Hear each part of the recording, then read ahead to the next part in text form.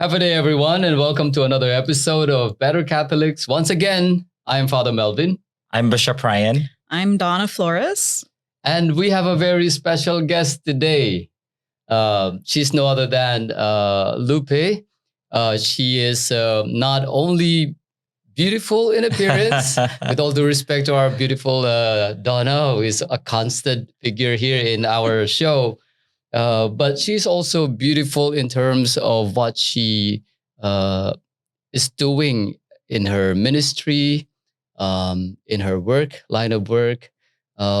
Beautiful because that is really transformative what you do. But without further, I don't want to talk about you, but maybe you can talk about yourself better so that you can give justice. Sure. Thank you. Thank you for that, though, Polly. Yes, everybody. Hi, my name is Lupe Camacho, and I am a young adult from Cristo Rey Parish. Mm-hmm. Yes. So in my personal life, I do work heavily with the church. It goes as far back as being a student at Mount Carmel, and starting my faith there. And in my professional life, I do work with a lot of youth, young adults, and families. My background is in mental health and rehabilitation and human services. So I'm, with all that, I'm excited for today's topic to share some thoughts. Yes, and the topic today is about social media. The positive, of course, the positive effects of it, the usefulness of it, and also some not so good or the negative impact of social media in the life of people, especially to the young. Maybe we can talk about the positive first, the positive aspects of social media. I don't know, maybe Bishop Ryan, do you have anything to say about it? Will be boring if I start. But I think I'll start by saying that we can't live without it. Yes. It's a given. It's there. It's important. In fact, the church, we should use it as a tool for evangelization. And even this program, this podcast is one venue for sharing our message. We do have our weekly reflection on YouTube, in our Facebook channel, our website and all of that. So there's certainly a lot of good things in there. And then for us as a church, it's definitely a very important tool, vehicle for us to share the word of God, the teachings of the church. And like this kind of program, just having a conversation on things that hopefully will benefit also our parishioners, our listeners. So the social media pretty much makes things a lot easier for people.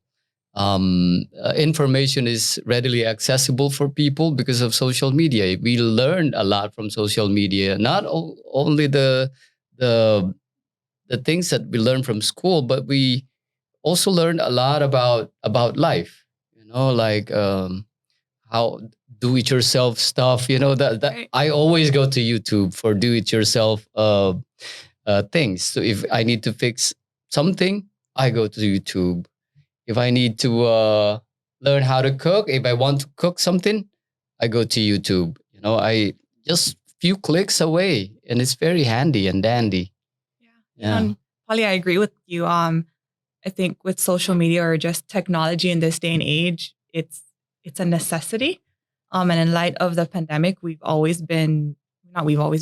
had to adapt for some people overnight to learn how to communicate just through devices in the palms of our hands, right? And I think when I think of our young people and young adults and our youth, our CCD students, it's pretty much all they've known, right? Mm-hmm. When we think of our youth and young people in the community, I think back to Salvador, I think back to you too. I think about all these disasters, and if it weren't for technology and social media, I don't know if we'd be able to overcome all those crises the way we have, because it almost was the only way we could communicate with others, find information, learn new things, and really, I think, just connect with one another. Right? So, yeah, definitely plays a huge part in all that we do now. in all that we do and all that youth do. The bishop may have a more recent study, but in 2018, the Pew Research Center survey showed that 45% of teens are online almost constantly, and 97% of them use a social media platform, whether it be Facebook or YouTube, Instagram, Snapchat. So like we're talking about here, it's used to get information, to share information, to do things, to get things done. Like she said, during the crisis of the storms, aftermaths of the storms, we were separated, we were isolated from each other. So having that access to social media and to just the internet, it really enabled people to get things done and communicate with family members and just do things that they normally couldn't do without it during those trying times. I recall at the start of the pandemic, we closed our churches in March of 2020, and immediately we shifted to having online mass. And for good 2-3 months, that was just our way as a church, of really sharing the word of God, attending, being present in the celebration of the Eucharist. And these are new ways of being church, especially during the pandemic. So definitely, it's been helpful. It's been helping us as a diocese. And yeah, the figure you got, Donna, was specifically for the youth and the young, and that's good. And we didn't really talk about it, but I did search also what Pew Research has. This was just 22. This is in the general population. Okay. 81% of the people use YouTube, and followed by Facebook, and then Instagram, Pinterest, linked, Snapchat, Twitter. Twitter nowadays, is it already owned by this billionaire Elon Musk? I'm not sure. Is it still in I think negotiation? So. Or yeah, I think they're still working on it, but I think it's going there. Yes. And then WhatsApp, which we use a lot. TikTok. Yeah. TikTok. Yeah, Reddit. Nextdoor. I don't even know what Nextdoor is. I'm not familiar It's with the Nextdoor. lowest, but it's it's constantly increasing. Yes. It's there. It's here. It is. It's never gonna go away. Right. Yeah. And, to touch up on your first thing that you mentioned there, Bishop, about, when our church is closed, right, and moving to online mass, I'm all about bringing the church to the people, especially now in this day and age. It's so hard to bring the people to the church. And through social media, we were able to do just that, right? And I think with the right messaging and healthy messaging, we will be able to bring back our youth, especially and young adults, back to mass and serving our church community. It's interesting you brought that up, because that was our theme since the beginning, how we were discussing how can we find ways to bring the church to the people and not just focus on bringing the people to the church or expecting them to come to church. So as you said, it was a blessing in disguise, maybe, because you were able to broadcast live, and we all took advantage of it. I know I did, for sure. At first, it was kind of awkward because it was just, 2 nuns and the priest. And, that's how it started off, which was okay. And, just finding ways to situate yourself and focus and, give that hour to the church as you would if you were there in the building itself.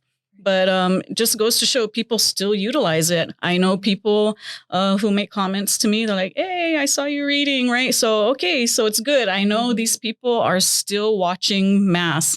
And then, when you go back and look, you can see how many people were online, how many were actually watching. And we still have a very good number of folks that do attend Mass online.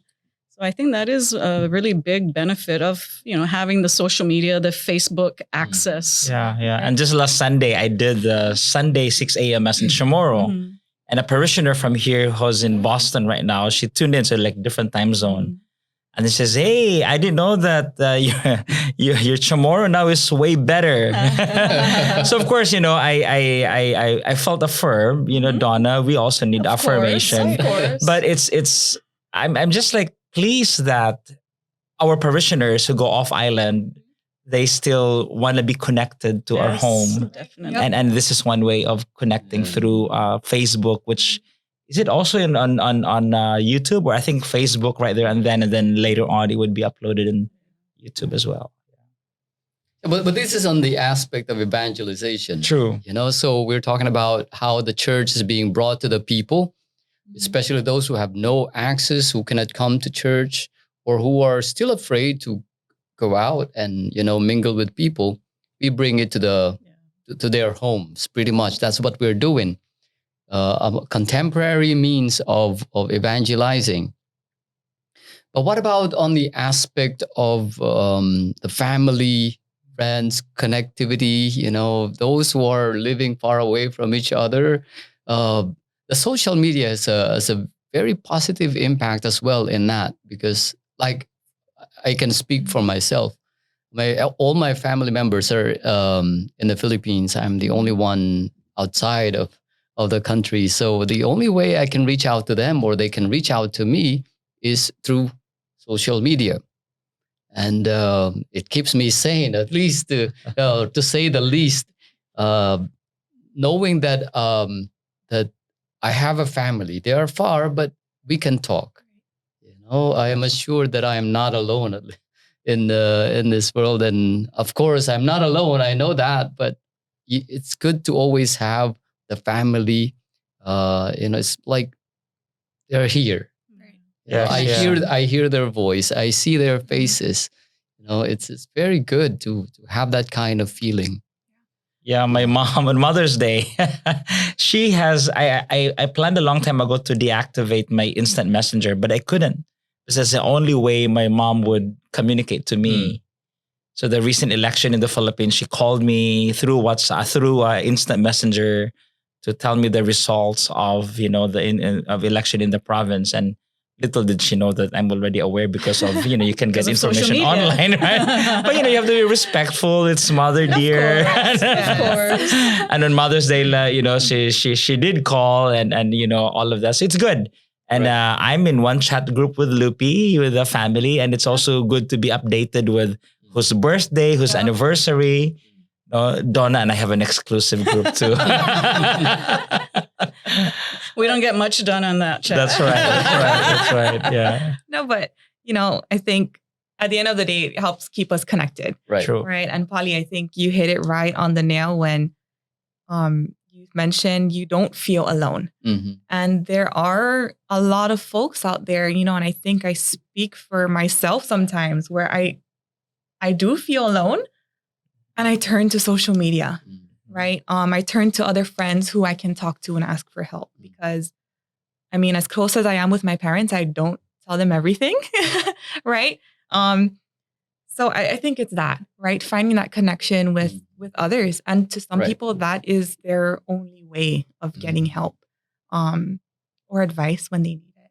Yeah. So it is also an outlet for a lot of people, to create a network, to build a network support system, be it in terms of psychological, emotional support. But sometimes they use this platform also for businesses, share business their skills connection. and talents. Yeah. And also to share outlet of one's creativity and self-expression.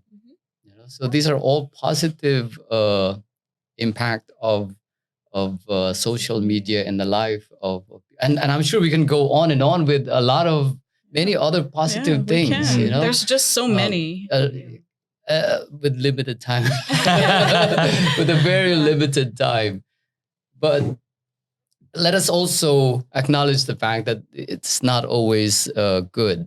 Social media brings something that is tragic in a way, also destructive in a way, and in society, but also in the individual. I'm not sure if in your line of work you have experience or you have encountered some kind of or a person who's suffering because of the influence of social media? Yes, I have. I have come across some individuals who have shared those challenges, right? Mhm. And in some way, it's about encouraging the balance, right, Mm. between highlighting the positive and acknowledging the negative. There are horrible stuff out there on social media, Mm. right? And I think it's a matter of helping one another figure out what's great and what's not so great, Mhm. right? We talk about good and bad, but I think when it comes to our mental health and just our overall well-being, Mm. I want to highlight what's healthy and unhealthy, Mhm. right? And social media can be both, right? When we talk about violation of one's privacy, or when somebody maybe isn't feeling so well and they start to isolate and they turn to Mm. social media on maybe ways to harm themselves, right? Um, we need to have the discussion and open up the door on what are some other outlets that we can express ourselves, our anger, our frustration, our happiness, even in a positive way, Mm. right? And so, yes, in my line of work, I have come across many, many people of all ages, right, who turn to social media for those negative things. Mm. And it's just, for me, reminding them that that's not the only outlet, right? And aside from just telling them, showing them and guiding them to the healthy outlets out there. I mean, sometimes people turn to social media with a positive attitude, but then ultimately it changes with constant use. You become isolated, withdrawn, and then when you do that, oftentimes you end up becoming depressed or feeling anxiety and just being antisocial. I really think, in as much as social media and technology has all these pluses, we really still need to engage, interact physically. We still need Right. that physical component, just, Mhm.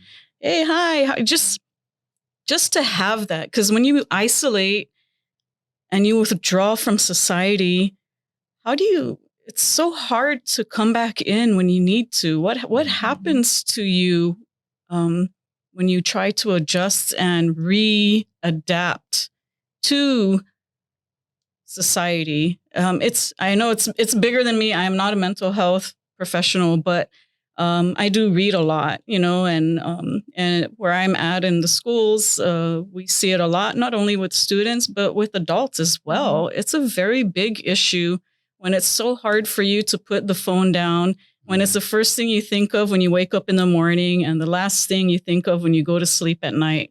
Did I plug my phone in? Should I answer that beep? What do I need to do? Do I need to talk with my family at the table, or is everyone okay on their devices? Right. These are just things that we do come in with good intentions, just to take advantage of all those things that social media has to offer. But we also need to also be cognizant of just those physical interactions that we need to make with family, with friends. I still like hugs. I still like, pats on the back. I don't always want to. I like to give out the emoji of the, like that, right? But sometimes I want to just do it, because it's real. Yeah, it's It's real. tangible. It's real. You Yes. can feel it. You can Yes. see it. You can smell it. Yeah, and there's Yes. really no Experience it. substitute to person-to-person interaction. Yes. Yeah. Earlier when we talk about the positive, both Father Melvin and Lupi, you mentioned about being alone and how social media helps a person in that particular need. You reach out and you connect with friends, family, and all of that. But also the opposite of that is kind of the disadvantage of social media. What Donna said about the physical interaction that is sometimes missing because of giving more emphasis on social media, on online interaction as opposed to person. And there's actually I believe in 2010 2012 a book written by Shirley Turkle entitled Alone Together. And in this book, she talks about how while we can all be together, but actually we're alone in our own world. Take a picture, for example, of teenagers in a room. They're together, sharing physical space together, but each one in his or her own gadget and kind of like communicating with others. And it kind of loses the value of, or the opportunity on, and the richness of being together in the same space physically, because when we talk, when we're together, there is that element of spontaneity, right? I'm spontaneous with my feelings, with my reactions. I speak freely, you react, you make comments. But with social media, you can edit, you can delete, you can project. And sometimes by doing that, it's no longer healthy, right? The element of just being together, sharing the same space, and I can just be who I am. Now, no, I want to put out there what I project to be the best version of Ryan. And sometimes it's not reflective of what is true. But isn't it that, Jesus is telling us to always be truthful and always do things based on the truth. So that's just my mini sermon right there. Yeah, it's just too convenient. Yes. For a person. And as you were saying, and it's very single perspective. We can go into cyberbullying and how that, affects students and kids.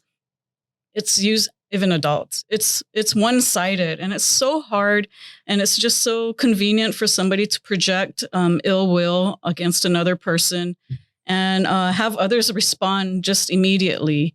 And it's one-sided. It's just one person's thought. But then, with cyberbullying, it's when the reactions you get from other people that continue to hype it up, and then it ultimately affects the person who's being victimized through the cyberbullying.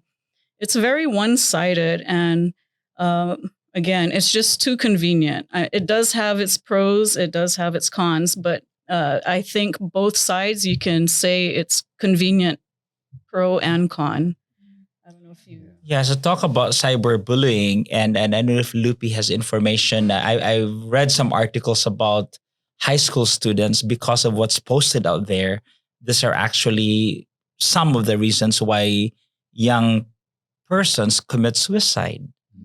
I'm not sure. Maybe Lupi, you know more than about us. Again, because all of those things being put out there. Yeah, so I don't know the data and the statistics, and how often it happens here in our community. But yes, the cyberbullying can be a factor into somebody thinking about hurting themselves or taking their own life. And I know I can attest to it. It's happened. It's happening here. Going back to what Donna said, it's very one-sided, that the person who's getting victimized, right? It forces them to isolate, right?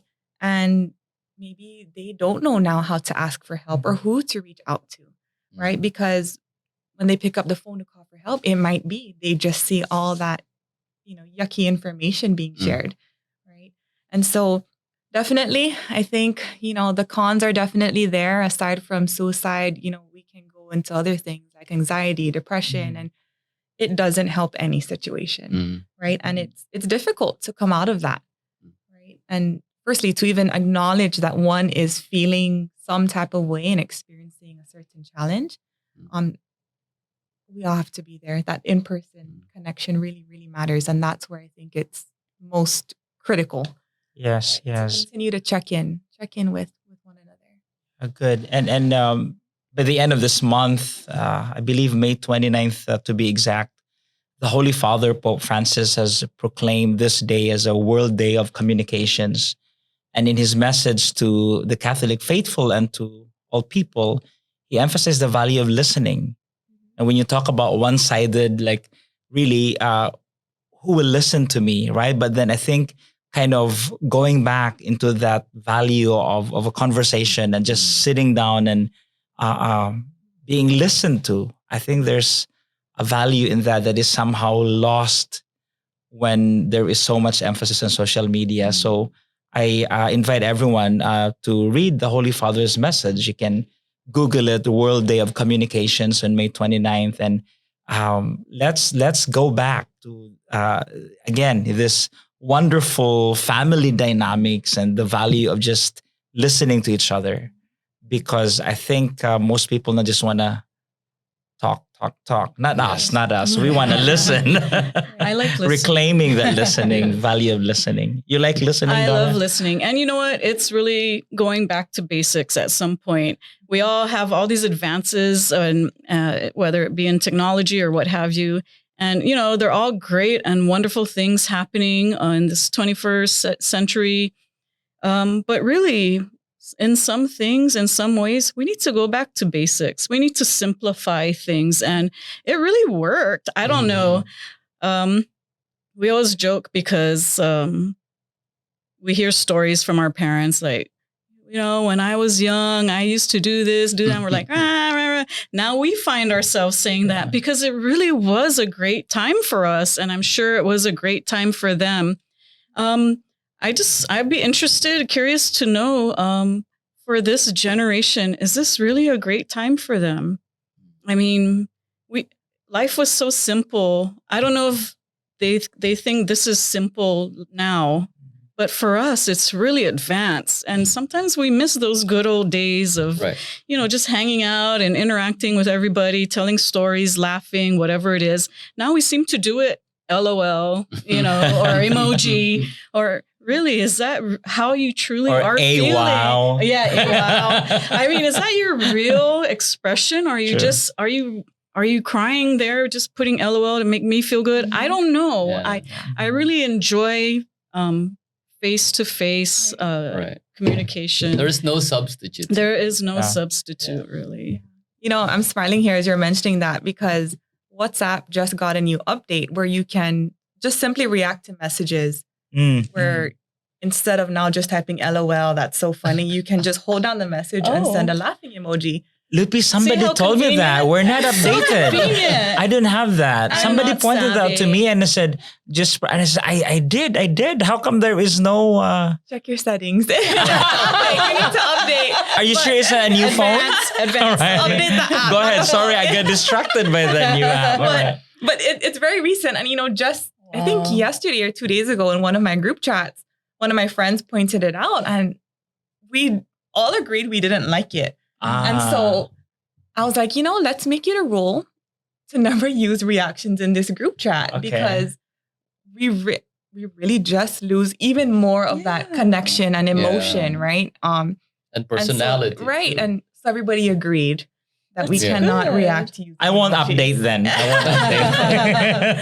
But yeah, convenience. It's right there in the palm of our hand. Well, I was talking earlier about the tragedy of social media also. Actually, I was referring to that in the context of fake news. You mentioned about the day of information. But with all the fake news that we're getting from the internet, from social media, the listening part, I guess, is going to be very challenging because am I listening to a fake news or am I listening to something that is authentic, something that is true? And the influence of fake news to people is really damaging, not only to the person, but sometimes to a nation. You know, and say more, Father Melvin. You can say it out. It's very tempting. Actually, very tempting. But the downfall of a nation sometimes is a result of fake news, and it is happening. Yeah, and so people, decisions are made out of what they see, and so if what they're seeing is not the truth, then really, are you able to decide freely and based on the truth? And all of this, really, there's like all the effects, the ripple effects of, I don't know. It's so the trust level of people is affected as well. I don't trust social media anymore. I don't trust this anymore. I don't trust that person anymore because all I see is fake news. There's really nothing trustworthy about the internet. There's nothing really trustworthy about social media. my parents discouraging me to go to social media anymore because there's really nothing. But it's good that you have the capability to discern that. Yes, There are yes. people that True. don't, and they just Yeah. believe it because they feel it came from me, so they think it's true, right? It's just there are just like I said, there's just so many factors, so many variables in it, and it's really Yeah. disheartening. You're talking about a nation just here in our own Mhm. Commonwealth that is, very apparent here. Yeah. On Facebook now, that's the main social media platform here, and it's just unreal at times to have to read and stomach things that Yeah. people write about other people. I can only imagine their children, how they feel. If it doesn't maybe impact the person, him or herself, or even thinking about their parents or their children, or just it's just so single perspective. And like I said, there are so many good pros, but there are the cons as well. Right. So you said about your family members believe because it's you speaking. Yeah. And I was caught in that comment, Donna, because this is also helping me kind of a way of saying things, like one philosopher would say, using the lens of hermeneutics of generosity. And what do I mean by that? It's a way of seeing and perceiving wherein, because you're a trustworthy person, Lupi, I leave it at that. I give you the benefit of the doubt. And so I trust. I believe that what you say, Father Melvin, because you're such a wonderful priest. So if we operate on this hermeneutics of generosity, then I think we can start somewhere, as opposed to having that, the opposite of it, which is, I think, the hermeneutics of doubt or something. But we base now on who is the messenger as to the message. But really, one cannot separate the message from the messenger, and we're not perfect. So sometimes, even though there's a trust that, like, it's Donna speaking and a family member, so how sure am I, Donna, that you won't do fake news? Especially so if it's not thing. what they want to hear. Yes. So, that's another thing. And if she said something and it's exactly what I want to hear, I'm going to believe it. But if it's something she said and I don't want to believe that, then, so yeah, my point is, it can be very disastrous if it's not taken. I don't know how to say it without. We have to be very responsible when we use Yes. the social media platform, because everything is exaggerated. Everything is magnified. The reach is so wide. In comparison to physical, what do you call this? Connection. Conversation. Yeah. Physical connection. You're limited to, say, 1, 2, 3, 4, 5 people. But in social media, just endless. one click and you have thousands of people, Once it's posted, influencing you. Yes. out there. If you don't get enough likes, then you feel sad. If you feel, if you get 100 likes, then you feel good about yourself. And boy, we can go on and on. We can go on and on with social media. The pros and cons of social media. I wish we have a longer time for this, but I'd say if you have some parting words, Lupe, especially to the young, because you're the youngest among the four of us here. How do you know that? Yes, I think when it comes to social media, the church can play a huge role. Even just us, you three sitting at this table, can play a great impact into us, the youth and young adults. We turn to you for guidance. So to my youth and young adults out there, turn to your priest, turn to your fellow parishioners, ask the questions, right? Because that's the only way we'll know, right? Is through that human connection and interaction. Sometimes what's posted online isn't always what we want to see, believe, or maybe it's not always true, right? And only with our own research and our own, I guess, initiative to learn what we want to learn and go find it, right? There's no wrong question ever, right? And sometimes social media or the web isn't the best place to answer. Right. So turn to the folks in your parish Yes.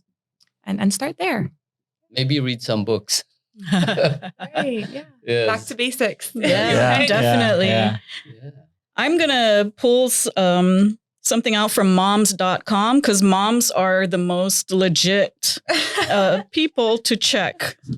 So it's just 10 pros and cons on social media. It's all mixed. So 10, the pro is it's good for their education. And they're talking about their kids. 9, it gets addicting. 8, it's a great way to learn some skills. 7, a con, teens sometimes think it defines them. 6, a pro, it can teach them about money. 5, con, it can bring them unwanted attention. 4 is a pro, it enhances creativity. 3, a con, social media can be too focused on appearance. Not true, right? 2, a pro, it makes them think more. Filter. And, Sorry. and number 1, con, cyberbullying happens. So, we pretty much touched on all these issues, maybe not as much as we wanted to, but I think it was all relevant and we all did address these concerns from moms, our best resource. I can neither confirm or deny. I mean, you're a mother yourself, so yeah. That's why I'm putting in the pitch. Yes. Hermeneutics of generosity. I believe because it's you. You gotta believe it. It's right there. What about you, Bishop? Do you have any parting message to our viewers, listeners about social media? I thought you have the final say because you're moderating this. I just want to say I really enjoy our conversation today, and I noticed though that we spent more time on talking about the negative, the challenges more than the positive. Because I think we all agree its usefulness. Yes. Communication, connecting, even evangelization. But there has to be, ways for us how to counter also all the negative aspects that come with it. And thank you, Lupi, for encouraging our people to also, connect with us. We're not perfect, the clergy, the religious, but we try our best to accompany the young in helping them make good decisions. Thank you, Bishop. Thank you.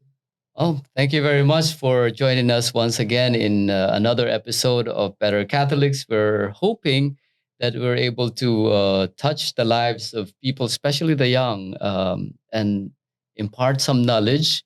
Hopefully also that we could be more responsible in terms of our use of social media, be it when we are posting something online or be it when we are looking up something online. Just be responsible. Just be sensitive also to your needs and to the needs of other people. Cyberbullying definitely is not a good thing to do.